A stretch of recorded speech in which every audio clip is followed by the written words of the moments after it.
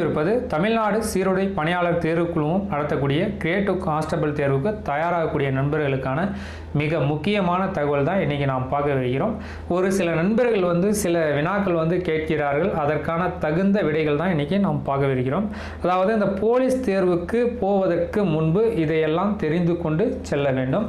அதாவது பார்த்தீங்கன்னா போலீஸ் சிலபஸில் பார்த்தீங்கன்னா கரண்ட் அஃபேர்ஸ், அதாவது நடப்பு நிகழ்வுகள் இந்த சிலபஸில் இருக்கின்றது. ஆனால் 2017 முதல் 2019 வரை பார்த்தீங்கன்னா கரண்ட் அஃபேர்ஸிலிருந்து ஒரு வினாக்களும் இடம்பெறவில்லை. அதற்கு 2012ஆம் ஆண்டுகளுக்கு முன்பு பார்த்தீங்கன்னா நடந்த தேர்வில் கரண்ட் அஃபேர்ஸிலிருந்து 1 அல்லது 2 வினாக்கள் இடம்பெற்று கொண்டு தான் இருந்தது.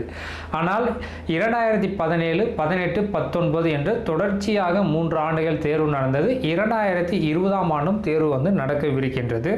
ஸோ பார்த்தீங்கன்னா தற்பொழுது ரீசண்டாக அந்த மாவட்டங்கள் எண்ணிக்கை உயர்ந்து இருக்கின்றது. அதே போல் இந்தியாவின் மாநிலங்கள், யூனியன் பிரதேசம் இது போலெல்லாம் மாறி இருக்கின்றது. அதே போல் பிரசித்தி பெற்ற இடங்கள் பார்த்தீங்கன்னா ஆதிச்சநல்லூர், முன்பு பார்த்தீங்கன்னா ஆதிச்சநல்லூர் திருநெல்வேலி மாவட்டத்தில் இருந்தது. இது பழைய பள்ளி பாட புத்தகத்தில் திருநெல்வேலி என்று இருந்தது. புதிய பள்ளி பாட புத்தகத்தில் தூத்துக்குடி மாவட்டம் என்று இருக்கின்றது. ஸோ ஆப்ஷனில் பார்த்தீங்கன்னா திருநெல்வேலியும் இருக்கும், தூத்துக்குடியும் இருக்கும். ஸோ சில நண்பர்கள் கன்ஃபியூஷன் ஆகக்கூடாது. பழைய பாட புத்தகத்தை மறந்து விட வேண்டும். ஸ்கூல் அதாவது பள்ளி பாட புத்தகம், சமச்சீர் பாட புத்தகம், பழைய பாட புத்தகத்தை மறந்து விடுங்கள். ஸோ நியூ எடிஷன், புதிய சமச்சீர் பாட புத்தகம் தற்பொழுது வெளியாக இருக்கின்றது. அதில் என்ன சொல்லியிருக்காங்களோ அதுதான் போடணும். ஸோ பார்த்தீங்கன்னா புதிய பள்ளி பாட புத்தகத்தில் தமிழகத்தில் எத்தனை மாநகராட்சிகள் இருக்கின்றது என்பது பார்த்தீங்கன்னா கரண்ட் ஈவெண்ட்டில் இருக்கக்கூடியது போடக்கூடாது. பள்ளி பாட புத்தகத்தில் என்ன கொடுத்துருக்காங்க? ஸோ ரீசெண்டாக பார்த்தீங்கன்னா 2019 பள்ளி பாட புத்தகத்தில் கொடுத்துருப்பாங்க 12 மாநகராட்சி தமிழகத்தில் இருக்கின்றது.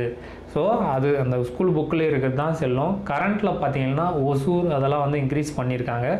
ஸோ தமிழகத்தில் பார்த்தீங்கன்னா தற்பொழுது ரீசெண்டாக 14 மாநகராட்சியாக என்னமோ இருக்கின்றது. அது போடக்கூடாது. பள்ளி பாட புத்தகத்தில் இருக்கிறது மட்டும்தான் செல்லும். அதே போல் பார்த்தீங்கன்னா மாவட்ட தலைநகரங்கள், அதாவது தமிழகத்தில் எத்தனை மாவட்டம் இருக்கின்றது என்று கொஸ்டின் இடம்பெறும். பள்ளி பாட புத்தகத்தில் எத்தனை கொடுத்துருக்காங்களோ அதை போடுங்க. கரண்டில் இருக்கக்கூடிய 37 போடக்கூடாது. அதே போல் தான் இந்தியாவில் எத்தனை யூனியன் பிரதேசம் இருக்கின்றது, சரிங்களா? ஓல்டு புக்கில் 7 இருந்தது. தற்பொழுது ஜம்மு காஷ்மீரில் பார்த்திங்கன்னா இந்த லடாக், ஜம்மு அதெல்லாம் யூனியன் பிரதேசமாக மாறி இருக்கின்றது. ஸோ நியூ ஸ்கூல் புக்கில் என்ன இருக்கோ அதை போடுங்க. அதே போல் இந்த வரலாற்று பிரசித்தி பெற்ற இடங்கள் ஆதிச்சநல்லூர் இது போன்ற பல்வேறு இடங்கள் பார்த்திங்கன்னாக்க அந்த ஜவ்வாது மலை எந்த மாவட்டத்தில் இருக்கின்றது, இதெல்லாம் பார்த்திங்கன்னா வேலூர் மாவட்டத்திலேருந்து ரீசெண்டாக ராணிப்பேட்டை, திருப்பத்தூரெல்லாம் பிரிச்சிருக்காங்க. ஸோ ஸ்கூல் புக்கில் வேலூர் மாவட்டத்தில் தான் ஜவ்வாது மலை இருக்கின்றது என்று நியூ பள்ளி பாட புத்தகத்தில் கொடுத்துருந்தா வேலூர் தான் போடணும், சரிங்களா? கரண்ட் ஈவெண்ட்டில் அது திருப்பத்தூரில் வரும். திருப்பத்தூர் மாவட்டம்னு போடக்கூடாது. இது எல்லாம் சரியான முறையில் போக வேண்டும். அதே போல் இந்த நியூட்டன் லா, கெப்லர் லா இதெல்லாம் சரியாக பார்த்து கொள்ளுங்கள், சரிங்களா? நியூட்டன் முதல் விதி எதை சொல்லுது, நியூட்டன் 2ஆம் விதி எதை சொல்லுது, நியூட்டன் 3ஆம் விதி எதை சொல்லுது, நியூட்டன் முதல் விதியினுடைய மற்றொரு பெயர் என்ன, 2ஆம் விதிக்கு மற்றொரு பெயர் என்ன, இதெல்லாம் சரியான முறையில் போக வேண்டும். அந்த எழுத்து தேர்வு 1 மணி நேரம் 20 நிமிடங்கள் தான் நடைபெறும், சரிங்களா? அதில் அந்த 1 மணி நேரம் 20 நிமிடம் தான் உங்களுடைய வாழ்க்கையை மாற்றக்கூடிய தருணம். அங்கே கன்ஃபியூஷன் ஆகக்கூடாது. ஒரு மதிப்பெண்ணில் வாழ்க்கையை தொலைத்த நண்பர்கள் அதிகமாக இருக்கின்றார்கள். ஒவ்வொரு மதிப்பெண்ணும் இம்பார்ட்டன்ட். ஸோ தேர்வு அறைக்கு பார்த்திங்கன்னா 1 மணி நேரம் 20 நிமிடம் தான் அந்த தேர்வு நடைபெறுகிறது. ஏன் 9 மணிக்கு உள்ளே சென்றால் 10 மணிக்கு கொஸ்டின் பேப்பர் கொடுக்குறாங்க, 11:20க்கு ஆன்சர் ஷீட் வாங்கிக்கிறாங்க. ஆனால் 1 மணிக்கு தான் ஏன் வெளியே விடுகிறார்கள் என்று அதிகமான நண்பர்கள் கேட்கிறார்கள். அதுக்கு தகுந்த பதில் பார்த்தீங்கன்னா 9 மணிக்கு ஏன் உங்களை உள்ளே வர வைக்கிறார்கள் என்றால் உங்களுடைய ஹால் டிக்கெட் சரியான முறையில் இருக்கின்றதா, அதில் ஃபோட்டோ, சிக்னேச்சர் எல்லாம் சரியாக இருக்கின்றதா என்பதை அவங்க பரிசோதனை செய்து பார்ப்பதற்காக தான் உங்களை முன்னாடியாக வர வைக்கிறார்கள். அதையெல்லாம் பார்த்த பிறகு 10 மணிக்கு உங்களுக்கு ஆன்சர் ஷீட் கொடுக்குறாங்க, ஓஎம்ஆர் தாள். அந்த ஓஎம்ஆர் தாள் சரியான முறையில் நீங்கள் பூர்த்தி செய்ய வேண்டும். அந்த 1 மணி நேரம் 20 நிமிடம் 11:20க்கு முடிந்ததுமே ஆன்சர் ஷீட்டை வந்து வாங்கிடுவாங்க.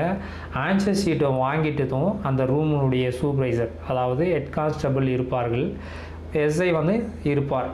ஸோ அதை வாங்கிட்டு போயிட்டு ஒரு ரூமுக்கு எடுத்துகிட்டு போவாங்க. சரியான முறையில் தான் நீங்கள் உங்களுடைய நேம், உங்களுடைய ரிஜிஸ்டர் நம்பர் எல்லாம் சரியான முறையில் தான் இருக்கின்றதா என்று போயிட்டு அந்த ரூமில் வந்து பார்க்குவாங்க. ஸோ உங்களுடைய ரூமுக்கு வந்த சூப்பர்வைசர் தான் வந்து கண்ட்ரோல். ஸோ அந்த டைம் 1 மணி நேரம் 20 நிமிடம் தேர்வு முடிந்ததுமே உங்களை வெளியே விட்டுட்டாங்கன்னா, ஸோ உங்களுடைய நேம், உங்களுடைய ரிஜிஸ்டர் நம்பர் அது சரியான முறையில் வந்து ஷேர் பண்ணல, சரியான வழியில் நீங்கள் பின்பற்றவில்லை என்றால் உங்களை தேடி நீங்கள் எங்கே இருக்கிறீங்களோ தெரியாது, அந்த ரூம் கண்ட்ரோல் சூப்பர்வைசர் தான் வந்து நீங்கள் வீட்டுக்கே வந்தாலே அவங்க வீட்டில் வந்து ஸோ சிக்னேச்சர் அந்த ஓஎம்ஆர் ஷீட்டில் சிக்னேச்சர் செய்யாமையும் நீங்கள் கொடுத்துட்டு வரலாம். ஸோ அதனால் வந்து அவங்க வந்து எங்கேனாலையும் உங்கள்கிட்ட தான் வாங்கிட்டு போகணும். அதன் காரணமாக சிக்னேச்சர் எல்லாம் சரியான முறையில் தான் ஓஎம்ஆர் ஷீட்டில் பண்ணியிருக்கீங்களா என்பதெல்லாம் செக் பண்ணுறதுக்கு தான் வந்து உங்களை வந்து வெயிட் பண்ணி அந்த தேர்வு அறையிலேயே வந்து உட்கார வைக்கிறாங்க.